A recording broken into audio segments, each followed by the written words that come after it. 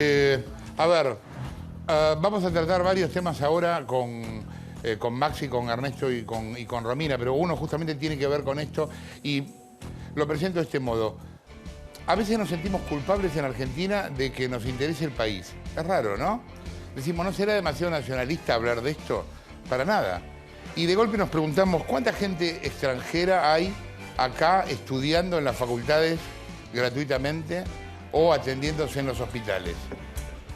Y por un lado suena a planteo chauvinista, pero por otro lado me parece que está bueno hacerse ese planteo, porque después de todo estamos todos pagándolo. Por eso la convocatoria en Twitter era Argentina País Generoso, y ese es el tema de Maxi Montenegro. Mira, Jorge, los datos son estos. Hay un crecimiento muy grande de estudiantes extranjeros en la Universidad de Buenos Aires, para lo cual el Ministerio de Educación tiene desagregada la información. Sí. Para que te des una idea, el año pasado, estos son los últimos datos oficiales, hubo casi 13.000 estudiantes extranjeros en la Universidad de Buenos Aires. Son el 4,4% del total, pero hace 20 años eran el 1,2%, nada más. O sea, se triplicó, se más que triplicó, se cuadruplicó. La participación. Ahora, si uno ve el crecimiento de los estudiantes extranjeros en la UBA, casi se multiplicó por 6. El aumento de la matrícula de estudiantes extranjeros aumentó 482%, mientras el crecimiento total de la matrícula fue del 72% nada más. Mira, hay un cambio muy importante en las dos últimas décadas, esto desde principios de los 90 hasta el año pasado, con lo que está pasando en la UBA. Primero, hoy la mayoría de los estudiantes de la UBA vienen de escuelas privadas y una minoría viene de escuelas públicas. De los estudiantes argentinos de la UBA. Exactamente.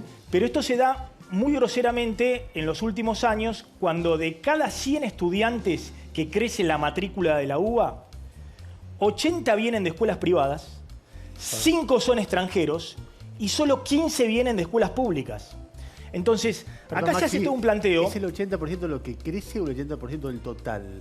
En este momento la matrícula de la universidad pública. No, del total de la matrícula de la UBA, el 60% vienen de escuelas privadas, el 40% viene de escuelas públicas. Esto hace 20 años era al revés. La mayoría eran de escuelas públicas. Claro. Entonces, el crecimiento que ha habido de la matrícula en los últimos 10 o 15 años de la Universidad de Buenos Aires tiene que ver con un boom de estudiantes que vienen de escuelas privadas, con un boom de estudiantes que vienen del extranjero y con una minoría que viene de escuelas públicas argentinas. De hecho, en los números del kirchnerismo, el kirchnerismo favoreció, imagino que sin pretenderlo, a la escuela privada. Digamos, los números de la matrícula privada crecieron como nunca antes. Es paradójico porque ellos decían que defendían a la escuela pública, ¿no? Mira, es el problema grave que tiene la Argentina en la escuela secundaria. Solo 4 de cada 10 que empiezan la secundaria la terminan. Sí, sí. Pero si uno ve en las escuelas públicas, solo 3 de cada 10 lo terminan. Ah, es peor, claro. Y en las escuelas privadas, 6 de cada 10 lo terminan. Pero yendo a los estudiantes extranjeros en la UBA, y este es el dato muy impactante, que vamos a darlo en detalle, si uno toma el costo anual de lo que pagan todos los argentinos por financiar la Universidad de Buenos Aires por alumno, son 28.400 pesos por año que la sociedad aporta por estudiante. Teniendo en cuenta la cantidad de extranjeros, por ese grupo de casi 13.000 extranjeros, el Estado argentino está aportando más de 360 millones de pesos por año para que los estudiantes extranjeros estudien gratuitamente. Si uno hace un promedio de que estudien 5 o 6 años para terminar sus carreras, el Estado argentino va a terminar aportando para que estos estudiantes extranjeros estudien gratuitamente en la Argentina más de 2.000, 2.500 millones de pesos. Dame un segundo, tenemos un tape y retomamos el tema, dale. Alito Guagni, ¿a qué se debe el crecimiento fuerte de los estudiantes extranjeros en la Universidad de Buenos Aires? Bueno, eso tiene que ver con la facilidad de ingreso, porque no hay ninguna restricción para el ciclo básico. De hecho, el ciclo básico es un primer año común. Y segundo, que es una universidad gratuita. Hay muchos países de América Latina donde la universidad pública no es gratuita. La mayoría de los extranjeros vienen de escuelas privadas. Son familias que han pagado seguramente la matrícula en educación primaria, secundaria, y no están dispuestos a pagarla en la universidad. Y entonces pueden optar por la Argentina. Eso no ocurría en la década del 90. O sea, yo tengo acá la cifra. Los que vienen de escuelas secundarias estatales aumentó 15%, y de las privadas 100%, y del extranjero 250%. Y esto se nota bastante en los últimos años, porque si bien no es mayoritaria la presencia extranjera en Buenos Aires, es significativa, alrededor del 5%, son más de 10, 12.000, 13.000 alumnos, ¿no?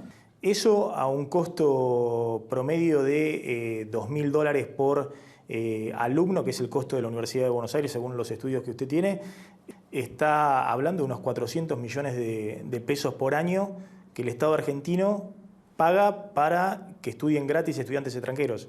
Así es, así es. Por ejemplo, Colombia. Usted mira Colombia, para entrar a la universidad en Colombia hay que dar un examen general de graduación secundaria, que muchos no lo pasan, y después tiene que ir a una universidad que es cara. Entonces sería interesante preguntar a los que vienen a Argentina si aprobaron el examen en Colombia. Para ellos es mucho más fácil venir aquí. La educación en Colombia es buena, pero desafortunadamente es poco accesible. Es muy difícil el ingreso a la universidad pública y en la universidad privada es muy costosa para la gran mayoría de los colombianos. Es muy difícil poder llegar a pagar una carrera, sobre todo las carreras como medicina o abogacía o ingeniería, que son carreras élite, entre comillas. Es muy difícil poder llegar a costearte una carrera. ¿Y la universidad pública allá es gratuita como acá? No, se paga igual un arancel, no mucho, pero se paga. Serían, no sé, entre $300 y de ahí para arriba según la universidad y según la región también. ¿Cómo es el modelo universitario en Ecuador? Es un gran modelo. Ecuador había copiado tradicionalmente el modelo argentino de ingreso libre. Cuando llega Correa modifica la Constitución y pone el examen de graduación secundaria como cláusula esencial para ingresar a la universidad. Ese examen, que es universal, no lo toman las universidades, ni públicas ni privadas, lo toma el Estado ecuatoriano. El puntaje máximo son 1.000 puntos. Usted para ingresar a Derecho, a Ciencias Económicas, a Ingeniería, tiene que tener por lo menos 550 puntos. Para ser maestro o médico hay que estar con 800 puntos. ¿Qué fue lo que hizo Lula? Lula no derogó el examen. Lula tomó el examen y dijo, así que hay un examen general que identifica el puntaje de cada uno que iría a la universidad. Bueno, vamos a identificar a los pibes pobres que sacaron buena nota en ese examen y le vamos a dar una beca. Es el segundo examen del mundo, el más grande lo hace el Partido Comunista Chino, son 13 millones, pero Brasil es el segundo país con 9 millones. Allá se tiene un examen que se llama ENEM, que es un examen nacional de enseño medio, que sería como la secundaria acá, y se hace como si fuera un ranking para la facultad, o sea, los mejores se quedan las facultades que elijan y los que no fueron tan bien no entran. Yo decidí venir a estudiar acá porque allá es muy difícil para ingresar en la facultad, como que no hay vacantes, porque hay un sistema muy riguroso para empezar en la facultad que se llama vestibular. Hacemos como una prueba por todo el año y si lo alcanzamos, empezamos. Si no, tenemos que hacer en facultades particulares, que son carísimas, como que R$5.000 por mensual. Entonces, es muy caro. Y a pesar de la inflación que hay acá, que es altísima, pero mismo así sale más barato venir a vivir acá, porque acá solo lo que pagamos es la alimentación, gastamos como que mitad del precio de la cuota de allá. El modelo chileno tiene un problema, que es, la universidad es muy cara. Están yendo los pobres a la universidad y no la pueden pagar. Por eso toda la conflictividad que usted ve en las calles de Santiago y de Valparaíso no tiene que ver con la prueba de suficiencia universitaria. Eso no se cuestiona, lo que se cuestiona es la matrícula, el costo. Hay un estudio del Banco Mundial que demuestra que la universidad chilena es la más cara del mundo. Obviamente no en términos nominales. Usted cuando dice que es caro o barato es en proporción al poder adquisitivo. Es la más cara del mundo. La otra fórmula sería que también desalentaría a aquellos que piensan solo a estudiar gratis a costa del Estado argentino, el modelo uruguayo. La Argentina no tiene requisitos que tiene, por ejemplo, el Uruguay. La Universidad de la República es abierta a los extranjeros con un requisito: 3 años de residencia previa. O sea, usted no puede, su hijo no se puede ir a Montevideo y anotarse. Primero tiene que vivir 3 años en Montevideo, en Uruguay. Para ellos, para los uruguayos, es gratuita y abierta a los residentes en Uruguay. Pero después del 5º año de recibido y por 25 años de su vida profesional, Mujica lo extendió a 30, tiene que contribuir, no con mucho, 100, 110, $120 por año. Es decir, usted está hablando al revés, de que el Estado debe ser más protagonista pagando para que estudien los que menos tienen. Totalmente. Yo creo que si no articulamos un sistema que da un mecanismo de financiamiento fuerte, sólido, dedicado a los sectores humildes y las carreras científicas y tecnológicas, lo demás es discurso. Hay una cosa que tenemos que asumir los argentinos, y esto no es una crítica, no debe ser tomada como una crítica, sino como una descripción de la realidad. Nuestro sistema educativo consolida la desigualdad. Bueno, da para discutirlo 32 años el tema, pero es muy interesante. Yo me detendría en 4 o 5 cosas. Nadie tiene en América Latina ingreso libre. Nadie tiene en América Latina ingreso libre. Es interesante lo de Correa, es difícil correrlo por izquierda Correa, que le pide a los médicos y a los maestros 800 puntos y 500 a los demás.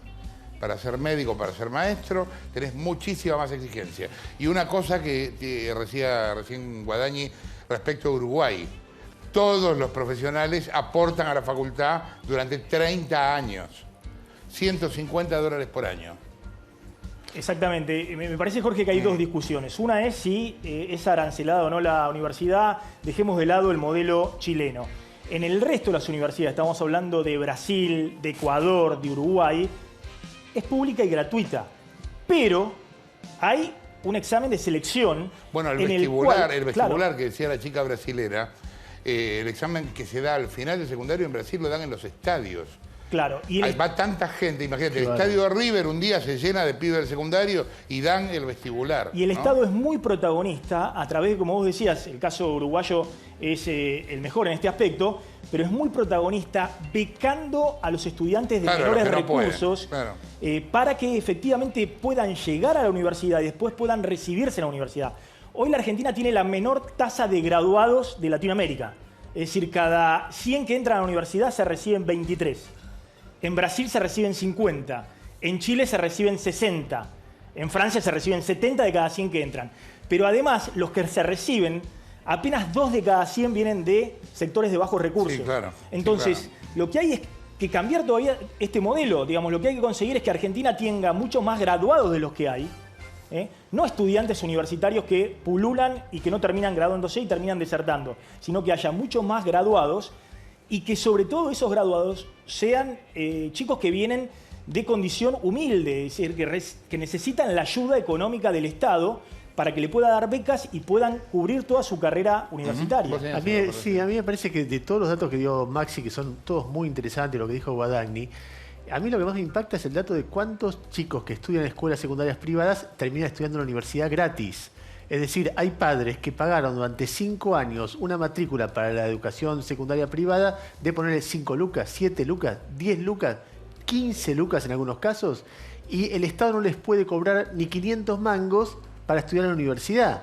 Y entonces termina el Estado subsidiando, toda la sociedad subsidiando. Media a ver, alta. a mis hijos. Es decir, uno de mis hijos va a escuela privada. Si decide él, irá a universidad pública.